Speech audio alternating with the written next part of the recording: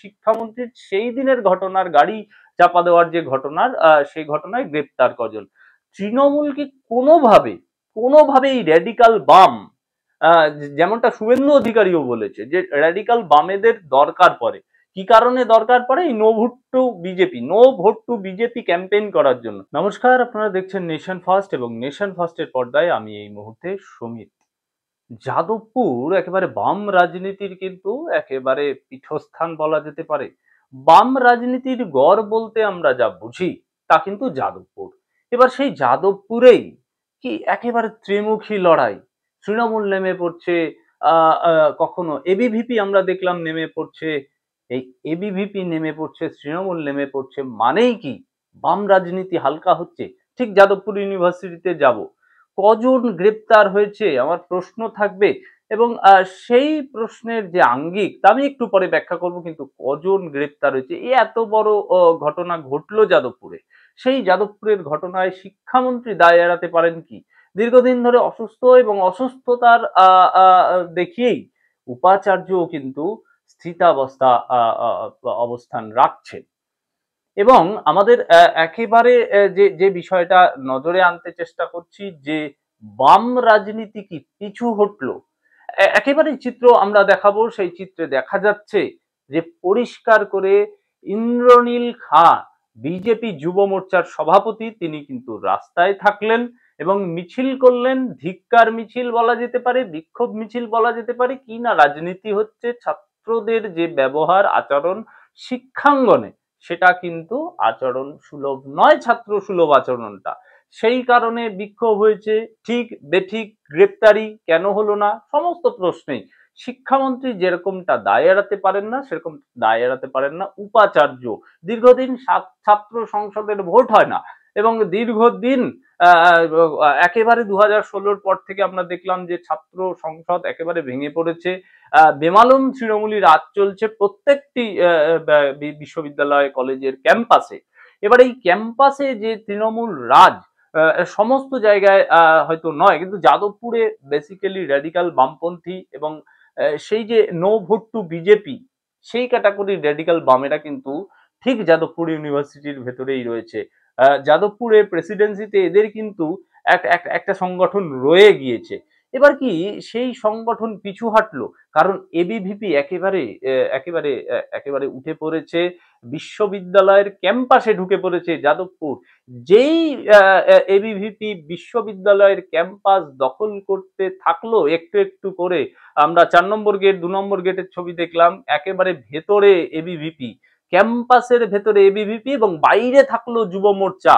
এই যে দুয়ের সমন্বয়, আপনাদের মনে থাকবে কিছুদিন আগে তাঁতিবেরিয়ায় যে খবর এসেছিল যে রাষ্ট্রীয় স্বয়ংসেবক সংঘের যে মিটিং, তার কি ফল আমরা দেখতে পেলাম, যে তাঁতিবেরিয়ার যে মিটিং হলো, এই যে পার্টি এবং সংঘ একসঙ্গে কাজ করছে, অর্থাৎ ছাত্র সংগঠনটাও একসঙ্গেই কাজ করছে, অর্থাৎ ক্যাম্পাসের ভেতরে এবিভিপি অর্থাৎ ছাত্র ছাত্রীরা রাজনীতি করবে এবং তাদের দাবি দাবাগুলো পেশ করবে, এবং বাইরে যুব হিসাবে যেমনটা একেবারে বিজেপির যুব মোর্চা নেমে পড়েছে সেই যে রাস্তায় তাদের ব্যাকিং, এবং সেই যে মহড়া আমরা দেখতে পেলাম, রাস্তায় থাকলো যুব মোর্চা এবং ক্যাম্পাসে গেল এবিভিপি, বা তাতেই কি পিছু হটলো বামেরা?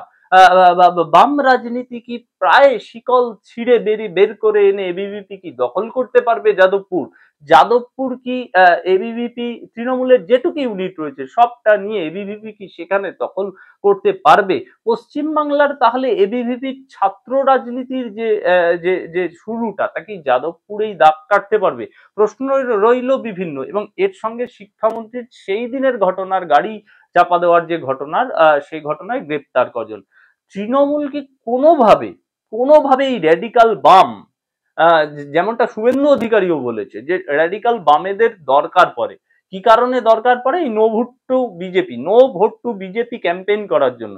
এই র্যাডিকাল বামেদের কি চটাতে চাইলো না তৃণমূল, সে কারণে গ্রেপ্তারি, একটা ফেক গ্রেপ্তারি হলো, তারপরে দেখলাম যে একেবারে গ্রেপ্তার শূন্য।